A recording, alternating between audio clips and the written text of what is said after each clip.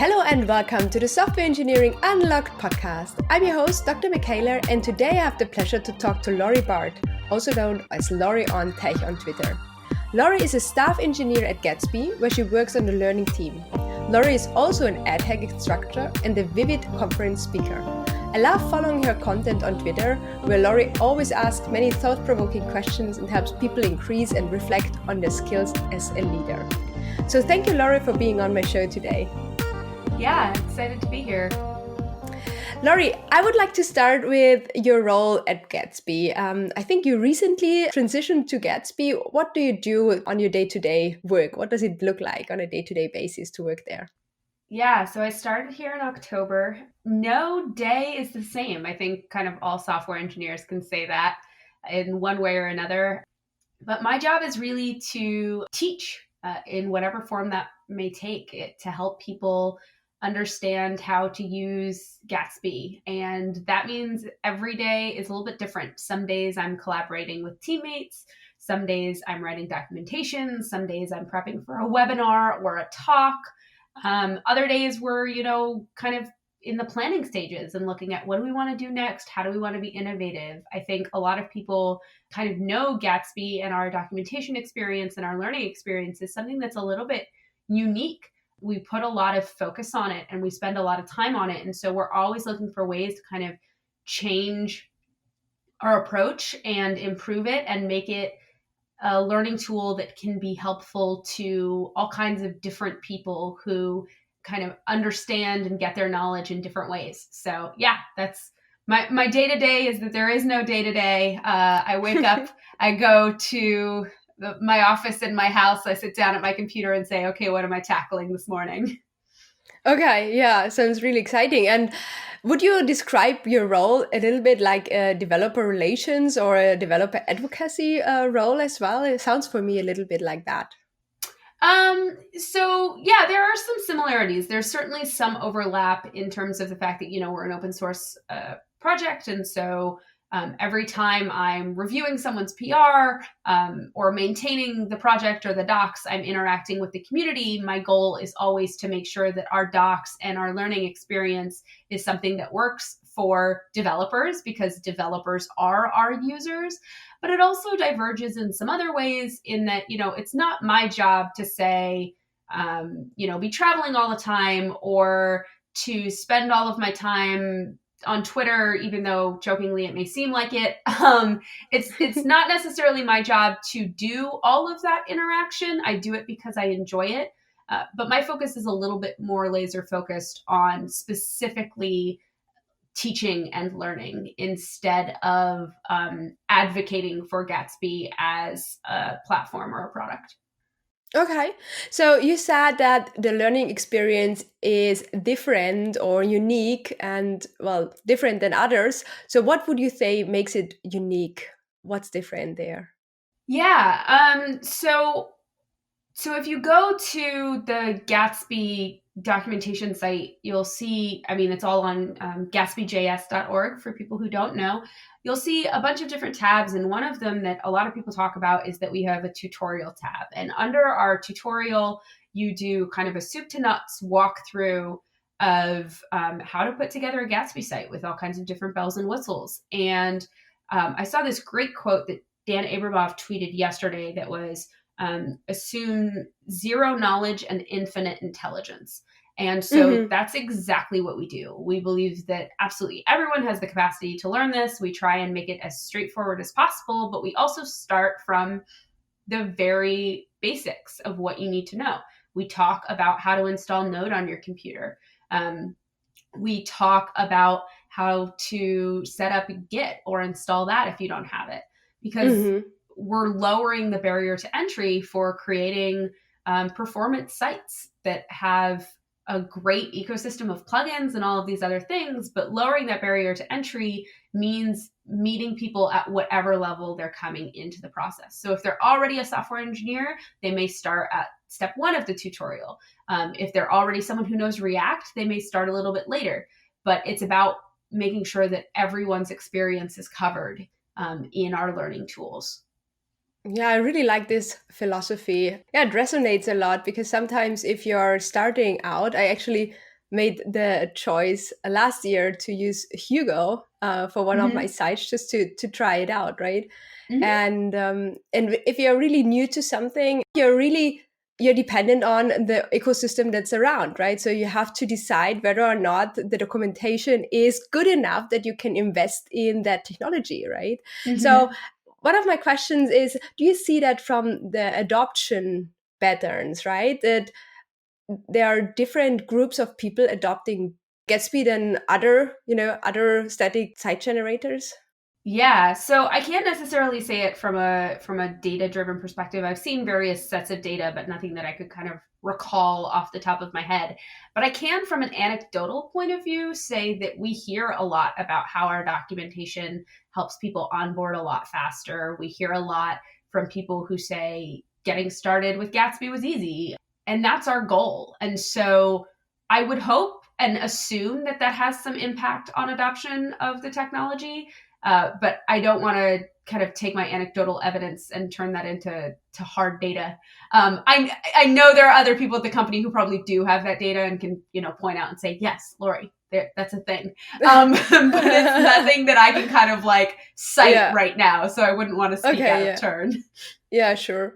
And actually, because I'm following you on Twitter, I know that you said that you actually switched from an architectural role, right, being a software architect, to actively developing software again. And that somehow this changed it. Probably you felt a little bit rusty coming back to developing, but then you said, well, it actually just changed how I see the things. And you're even better developer right now. Is that correct, what I got out from your tweet, or was your experience different? Yeah, it's a slightly more complicated story. I like your simplified version. So the complicated story is that my previous role to working at Gatsby was as a consultant, and that meant that kind of my clients changed and my projects changed, and I spent a lot of time doing architecture. And one of the last clients I worked with while I was still in that role required me to go back and be a lead engineer and work on a Vue project. And I really enjoyed that. And that's what the blog post that you're thinking of, I believe it's how being a software architect made me a better coder. That's what that blog post came out of. I would say in my role at Gatsby, yes, I am still coding. Yes, I'm doing a lot of writing. But some days I still feel like I do a fair amount of architecture, and it's not necessarily software architecture, it's information architecture, and deciding kind of how are we going to structure this documentation experience or this learning experience for other people. And then if, I'm doing a webinar and I have to make a repository, then I go back and put on my software architecture hat. Yeah, I mean, especially with blog posts, and I think this is probably similar to, providing documentation and the learning experience.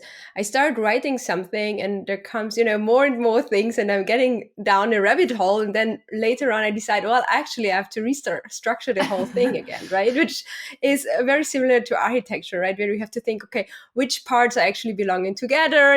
How can you actually make that not, the monster, gigantic blog post ever that nobody wants to read, and still it's self-contained and things like that, right? It is an art, not a science. Yeah, well, some of my blog posts that I wrote, I think 3 months ago, I go and say, wow, this is way too long. But at that point, I was like, no, it cannot be shorter. Cannot be any shorter. One of my first blog posts that was more technically heavy, included a lot of code samples, was actually on Gatsby. And it was 3 parts. I did it in 3 separate blog posts. And it was about moving my personal site over from Jekyll to Gatsby. And the process of doing that, the process of writing that taught me a whole lot. One of those blog posts was adapted into a tutorial that currently exists on the Gatsby site. Like, it probably led to the job I have now, super, super impactful. But I looked back at it the other day because I had to look through it for something, the tutorial that was a consequence of that blog post. And I was like, oh God, I need to rewrite this. This is not good. So, you evolve, you get a lot better. You improve. Exactly. Yeah, that's true. So you already hinted a little bit. added that this blog post might have impacted you, how you get to Gatsby, how you got that role. Can you tell me a little bit about how you started working at Gatsby and, what was your interview process like as well? Yeah. So they had an opening. They just posted an opening for a staff software engineer for the learning team.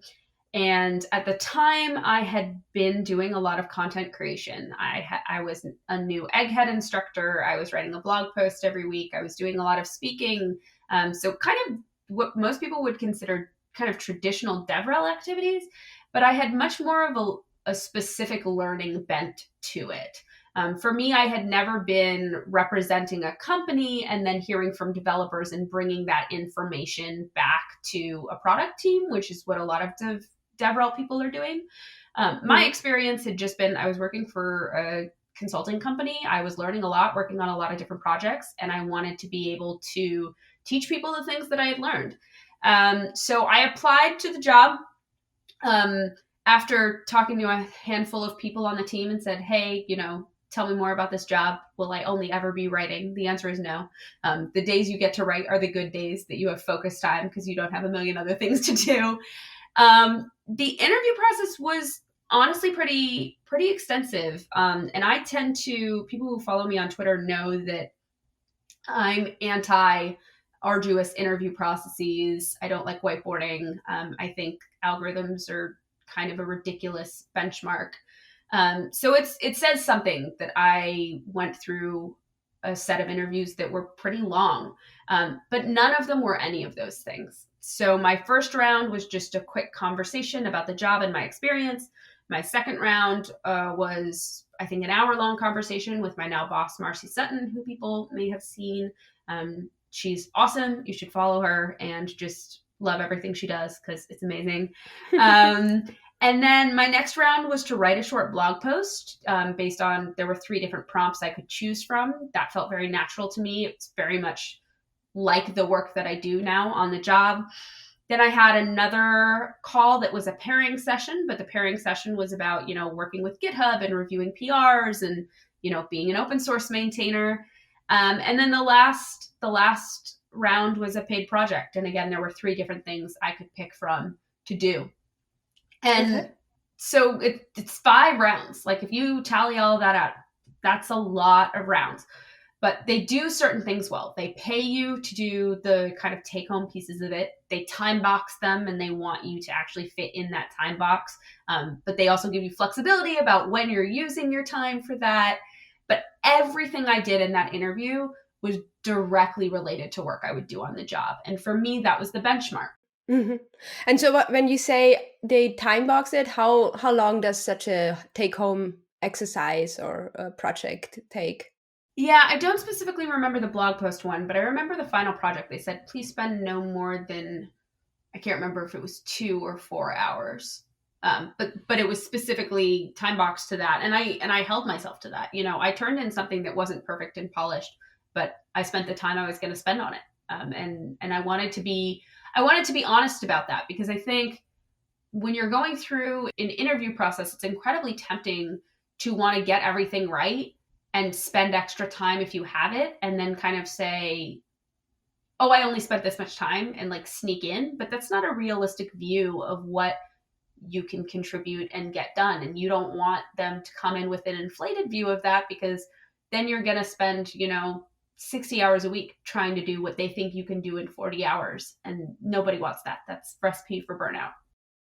Yeah, I think also, if you are a little bit further in your career, right, and maybe you're also a little bit more self-confident, then the interview process is also for you to evaluate the company as well, right? So especially I think if you have been burned already in one of your jobs, then you get a little bit more cautious about that. And so if I get a take-home project, right, and they say spend not more than 4 hours, and I spend 4 hours, and they see, well, that's way not enough time, right? Then this tells me something, right? Like I had a manager that always overestimated everything, right? Or underestimated what it takes And that's really annoying and frustrating to work in that environment, right? It's Yes. like, who wants that person that cannot, realistically judge how long something takes, right? Oh, couple of hours and you have done it, right? Yeah. And I think, so I think it's good that you did that. Yeah. So, well, I saw that now you're an open source maintainer, right? And I think this also means that you have to look through code reviews. You have to look through pull requests or merge requests. So people are sending in their patches to the software, and you have to review them and decide, is that work good enough to be integrated? What should be changed? And what do you think what's the most challenging for you in that role? It's a fire hose. People who contribute don't necessarily realize that reviewing these PRs are not the only thing we do every day. And so it's perfectly reasonable. I know this because I was this person, right? Like I put in my tutorial on Gatsby image and I didn't hear back in, 24 hours or whatever it was. And I was like, oh, I guess they don't like it. Because I just had no concept of the number of PRs that people were putting in and the amount of time it takes to review this stuff, especially something as large as a tutorial. I was completely oblivious to that. And now from the other side, I understand it so much better. I'm sitting there and I'm thinking, it takes a really long time to review some of these technically complex and extensive write-ups or code changes. And so the hardest part is trying to be timely with reviews as much as possible. I mean, even with the team members we have both on learning and on core, there's stuff that just, it takes a little while. So to anyone out there who has ever contributed, we absolutely value what you've, taken the time to give to us. We appreciate it so, so much. We're sorry if it doesn't get done in, a day or two and it takes a little bit longer. We try so hard to keep that time down, but it's just not always possible. So that would be the hardest part, I would say. And so coming back to code reviews, because it's one of my favorite topics, I think it's a very interesting topic because of, well, the technical aspects and the social aspects. Mm-hmm. And some people don't like or dislike code reviews because they see them as gatekeeping or, hindering people to contribute and things like that. What's your view on it and how do you do them? Yeah, so code reviews, they're like anything else. If done well, they can be great. If done poorly, they can be horrible and bad for your self-esteem and kind of abusive in some ways.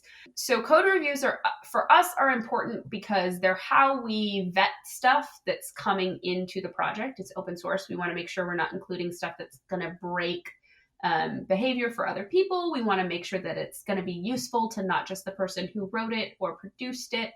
So we have standards, we have the style guide, we have other stuff that we kind of point people to that ensures consistency across the board. When it comes to making individual choices, we're focused more on behavior of the code, testing of the code, or the writing, instead of, did you write this the way I would write this? As long as there aren't any serious performance impacts and we think that it is maintainable over time, it's not ticky-tack. I think that's where people get frustrated with code reviews and they feel like they go wrong because they're saying, you should have used reduce instead of a for loop here. And it's like, it's an arbitrary choice based on the person doing the review instead of something that's either documented as a policy that exists in that code base or something that actually has a measured reason for doing it, like performance or accessibility. When it comes to tone, I think that's the other thing people really miss. They talk to the person whose code is being reviewed and they're dismissive or short or derogatory or any number of other kind of frustrating and upsetting things. So Gatsby has the concept of you belong here. And we try and be incredibly empathetic and kind and communicative with all of our contributors. We are so thankful for their time and their energy and the value that they provide to us just because they want to. So our tone is very important to us and we try very, very hard to both be gracious and to note that any kind of edits are not criticism. It's just there's a reason for it, whether it be the style guide or impacts elsewhere in the system. So we try not to have arbitrary commentary, and I think that helps a lot. Yeah, I think, and often people also say, oh, code review is about the code, not the person, right? But most of the things are about the person, right? So the feedback that you are writing isn't about the code. The code cannot, change itself. So a person will read it and they will understand it in their way and interpret it, right? And there's so much human issues that are coming up here that I think we have to put the effort in to understand what's actually happening here. And then, as you said, have enough empathy and put enough thoughts to give the right feedback. Something that I really liked as well is on your Twitter profile, you have a pinned tweet and it says, I'm going to read it now, right? If you are a lead in any capacity, your primary job is no longer to be the best coder in the room. Your job is to invest in learning the skills you need to effectively communicate and grow those you lead. The words have the potential to sit with people for years. Act accordingly. And I think it has, I don't know, more than 5,000 hearts and likes and things like that, right? So the first thing that comes to my mind is, are there any words that sit with you for several years? Is there something that triggered that where you think, well, why do I have these words still in my head? Yeah, so I can specifically say that the trigger for writing that tweet was seeing multiple people talk about feedback from colleagues or superiors that didn't sit well with them and had been very upsetting for them, and kind of focusing on the negative, even if anything else is positive, if everything else is positive. And I was, thinking through that, and I was like, it's because we don't give our leaders the skills in communication and the training in communication, because we continue to focus on technology as the only skill set that matters.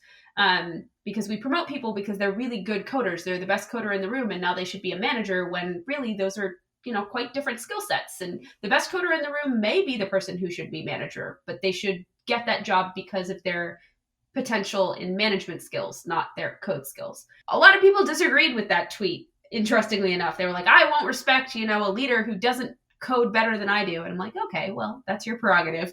I think we can all say that something negative that has been said to us. I speak a lot, and there are conferences that give you feedback, and it's from attendees, and the attendees get to be anonymous. And so they'll put comments, and sometimes their comments can be very pointed, and it's not about the content of what I spoke about. It's about me as a human. It's kind of that code review concept, right? So I had someone just recently say I was obnoxious, that I was an obnoxious speaker, and every other comment was glowing and, very kind, and I felt really, really good. And that was like one of the last comments on the list. And it's the only one I thought about.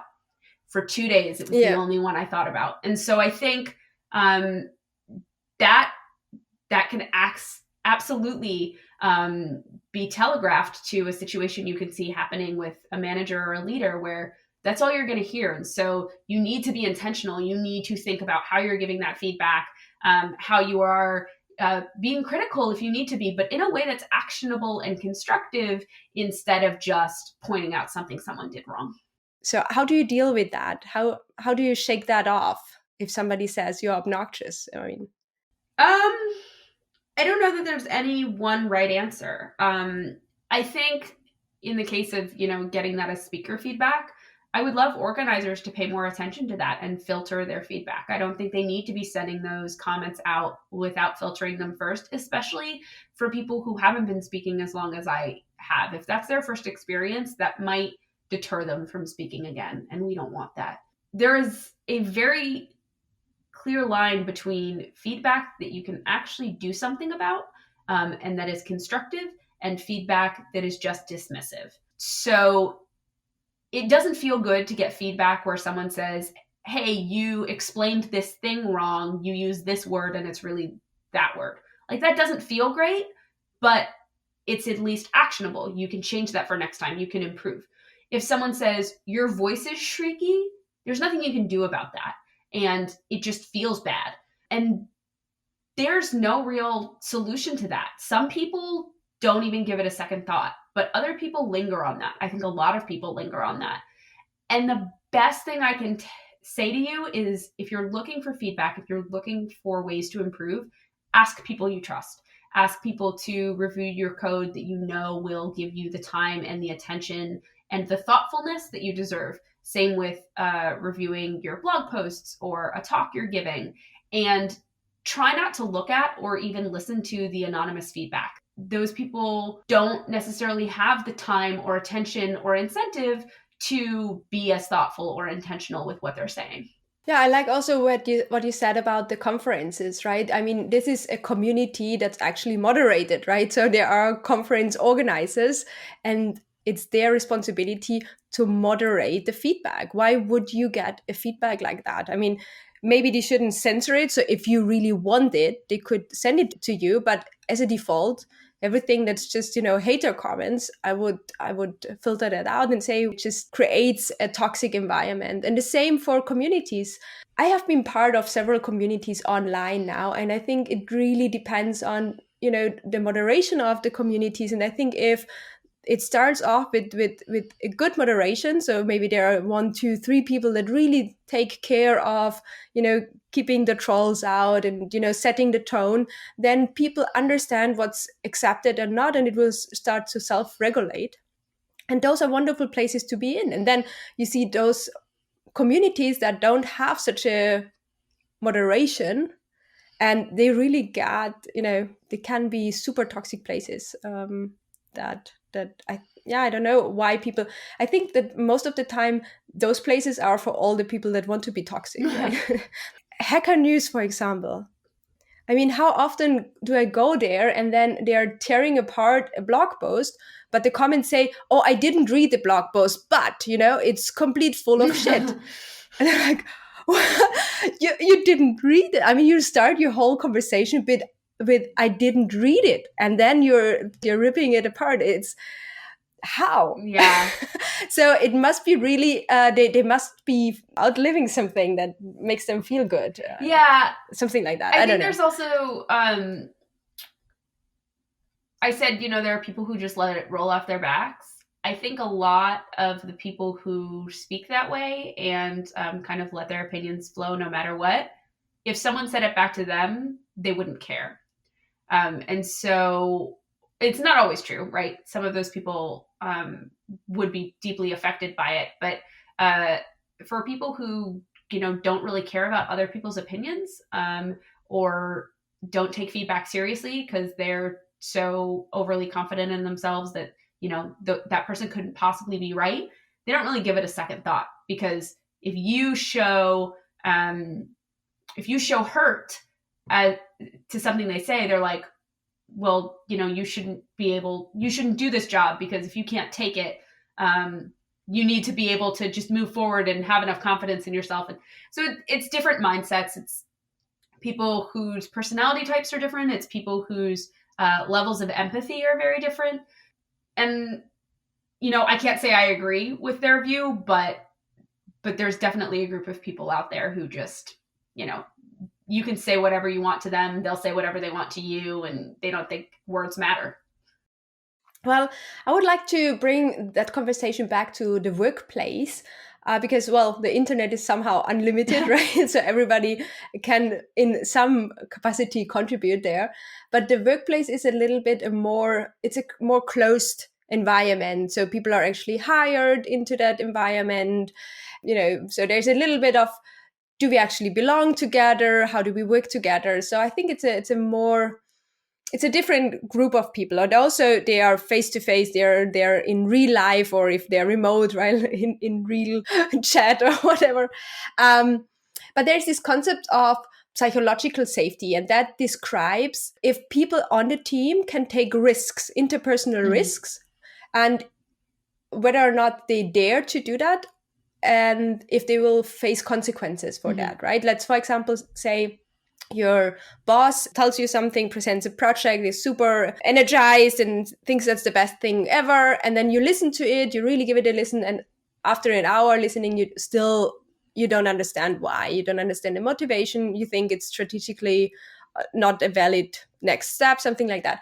And then the question becomes, are you able to raise your concern, right? So, and that's somehow what psychological safety is about. So if you feel safe, then you will probably say, listen, can you explain to me again, what's your main idea behind that? And if you're not able to say that. Have you thought about that concept, and do you work actively with your team on that in some way? Yeah, so a big part of psychological safety is your personal situation and how much safety you have in your job security. And that has a lot of different layers. So for example, if you are living paycheck to paycheck and don't have a lot of economic safety, then losing your job is incredibly impactful. And therefore, if you fear, losing your job for speaking out, your psychological safety is non-existent. And, even if you think you could say whatever you wanted at your job, you're probably less likely to, because you can't afford to be without that paycheck. The same goes for specifically minoritized groups. If you do not have legal protection because you identify a certain way, sexual orientation, otherwise, then you do not tend to have that same level of psychological safety. And it doesn't really, it's not completely controlled by your workplace. People need to be more conscious and make better choices about being overly safe in their environment, in making it explicitly clear that any team member can feel comfortable speaking out about anything in any way they like. You don't have to be the person who stands up in a meeting and says to your boss, no, I don't agree with that. Are there ways to give anonymous feedback? Are there ways to skip a level and talk to your manager's manager if that is something you feel needs to happen? Do you have other coworkers that you can vent to or get support from, who will listen to you and actually do something about it? Can they take your concerns with their name on it if you don't feel comfortable? So there's a whole lot of layers there. I think in most cases, I've had psychological safety in my roles because I don't have a lot of risk. If I were to lose my job tomorrow, theoretically, I could go find a new one, and it wouldn't be, incredibly challenging. It might be, I don't know, but in the abstract, it doesn't feel like it would be at this point in my career. So I am, kind of a staff engineer on a team. I am not the manager of our team, but our team has just started to form. We have now all of our team members, an amazingly cool group of people. We think that's going to be a conversation that we have and something that we figure out as we move forward, because we're a relatively new team. We're still learning each other and figuring stuff out. And it's a super important concept, and it's important to make sure everyone feels comfortable. And, in the abstract, I would like to say, yeah, I think we're doing great. But at the same time, we haven't had something that's super tense yet. And that's when you get evidence of whether what you're doing is working or if you need to adjust. Yeah, that's exactly what I wanted to say, because only in the moment that you need it, then you realize you don't have Absolutely. it, right? Or you have it. Before it's so abstract that I feel comfortable raising my concerns. But then if you're in a situation, right, and it's really about, whatever, something that you haven't expected, Yeah, I really like your view on that. Some of those things are really not part of your workplace, right? They are something about the person, about the individual themselves, right? That they bring with in the workplace. I like also the ideas of, having some strategical way around that, right? So how can you give feedback anonymously, for example? I think it's a very good question. So you also talked about being an egghead instructor, and I would like to understand a little bit more what that really means. What is an egghead instructor? What do you do? And and how do you prepare those courses and, things like that? Yeah, so Egghead is a platform for learning, and it's a video platform. And I became an instructor this past summer. Joel Hooks, one of the co-founders, sent me a message on Twitter, and he said, "Hey, Laurie, do you want to be an instructor?" And that's how I became an instructor. He had read my blog posts and thought some of them would make good videos, is my understanding of it, at least. it's a really fun thing to do. I do not learn particularly well from videos, interestingly, but I have gotten so much feedback from people who had previously read my blog posts and went and watched the videos and said, oh, I found the videos so valuable. That's the way I learned best. And that was my goal, to give kind of multi-modality to the way that people could learn from the things that I was trying to teach. Very cool. Yeah, in terms of topics, my course was kind of born out of the fact that I've used Angular and I've used React and I've used Vue, and I had recently been working on a project with Vue, and I was kind of blown away by how great Vue Router was. So I made a course about it. Most of my other stuff is one-off lessons. So lots of JavaScript syntax, some stuff about working with VS Code, some stuff about RxJS and specific operators, maybe even some CSS in there. I'd have to go back, but it's normally based on what blog posts I'm writing or what new fun trick I just learned that I didn't know about before. So, but you're completely free in deciding to do another video of whatever interests you, what you think is valuable for the audience. Yep. Whatever I want to do, I can do. Oh, cool. That's really cool. Yeah, I actually learned really good with video. I know nowadays always go to YouTube first and I search there. If anybody has done it, I mean, it depends on the video, right? Some of them are just not on a level that you can actually, follow it. Mhm. And then that really is annoying. But if it's serious, for example, the Hugo thing, I followed Mike. I think it's Mike. And Mike really explains very well how to set up a Hugo site. And so I went, video per video, and I was like, well, that's exactly my style. I like that. Yeah, and Egghead has a very particular style. You'll see other video platforms that exist, and they kind of do a setup and they say, hey, this is what we're going to talk about today, and then this is what we're going to talk about in this section, and then start talking about what we're going to talk about. And so you get 10 minutes in and you're like, wait, they still haven't answered my question. So Egghead is very succinct and to the point, and that works well for my teaching style. So I just, I don't prime anything. You can read the description and the title. There's a little kind of code pen or code sandbox that will show you what it was that I did. But otherwise, I'm diving in, I'm starting to code, and I'm finishing it. Most of my videos are less than a minute. I mean, it's really fast. It's quick and dirty. Okay, yeah. I think I like that more. So, for example, I also do things on Pluralsight. But exactly that's what I don't like, is that you click somewhere and then it's the introduction of the introduction, and I'm like, but at least you can skip it. So, and you can make 2x or something, which I always also do. But yeah, I like also more if it's to the point and you're diving in right there. And but it, as you said at the beginning, when we were talking about everything should be there, it should be self-contained. I also don't want to be left alone, floating in the universe, because I don't understand where something comes, some resources suddenly appear on your machine and I have no idea how you get them. So it should be self-contained, but yeah, to the point. I think that's what I like. Yeah, for sure. Well, one of the things that I wanted to talk with you is about speaking, because I'm also getting back into speaking this year.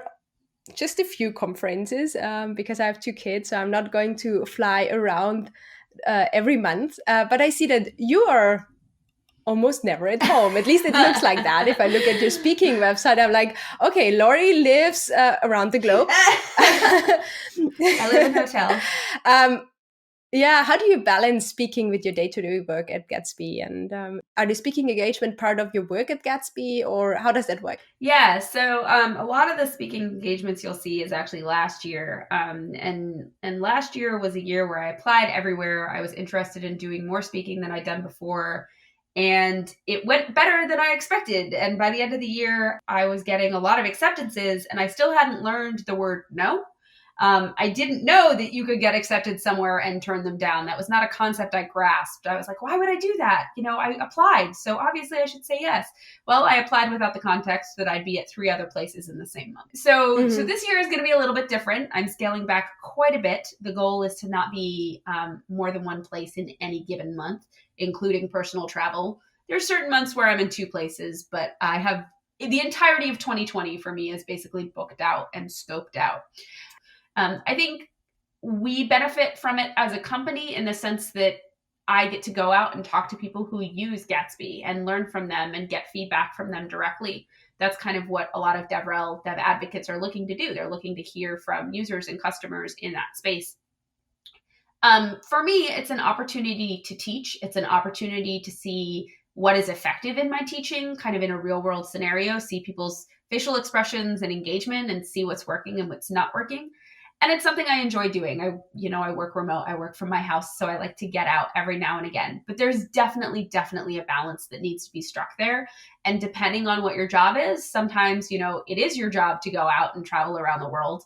Sometimes that's a piece of your job. Sometimes that's not part of your job at all. And I'm very lucky that Gatsby kind of gives me the latitude to make smart choices myself, until it gets to the point where they think I'm not making smart choices. And then they say, okay, Laurie, we're reining you in a little bit. But so far, so good. So maybe one of the last topics that I want to pick your brain about is Twitter, because you increased your Twitter following quite a bit over the last year.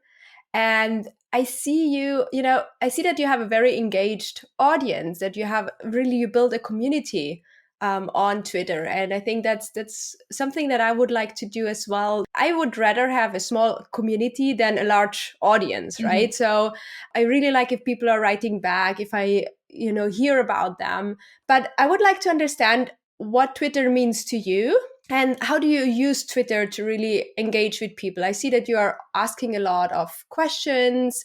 Why do you do that? I first got a Twitter account, a professional Twitter account, because I was speaking at a conference, one of my first conferences, and they said, do you have a Twitter? And I was like, well, no. And then I made one and I discovered that there was this whole world of tech Twitter that I had no idea about. I had no idea that there was this wonderful community, these content creators, these people that shared resources, that there were people who had whole careers, not based around Twitter, but Twitter was the vessel by which they shared their information, at least in part. And I was kind of struck by that. I loved getting to meet and talk with people, some of whom I have met in person, some of whom I still have not and consider to be good friends. But I loved that it was a community of people who were focused on talking about technology, teaching technology, leveraging technology, kind of running the gamut. And so it led to me, posting about conferences I was at, or starting to blog, eventually, finding people and becoming an egghead instructor or a Google developer expert, or so many of the opportunities I've had this year is because of my presence on that platform. And I wouldn't say that it was explicitly intentional. My goal was not to, get 10,000 followers. Did I want to grow my audience because I thought I would have more of an impact? Yes. Did I learn very quickly that was a very arbitrary measuring stick? Absolutely.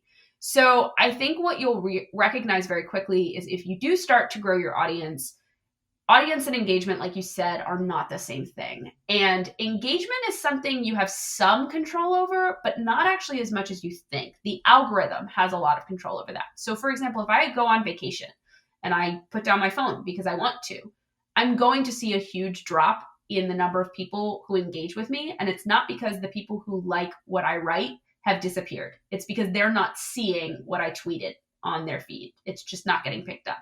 And that's okay. So you learn that and you recognize that whether or not your stuff is seen is not really a byproduct of what you wrote or what you said. The questions thing was born out of early days Twitter. I had gotten to the point where I had 1,000, maybe 2,000 followers. And I said, I think there's enough people here that I could get some interesting data. So I asked a question, and I can't for the life of me remember what the first one was. And I didn't expect anyone to answer. And it had over 100 responses. I was blown away, and it just kept traveling from group to group to group. A bunch of people who didn't follow me were answering. And I was like, okay, this is an effective way to interact with people.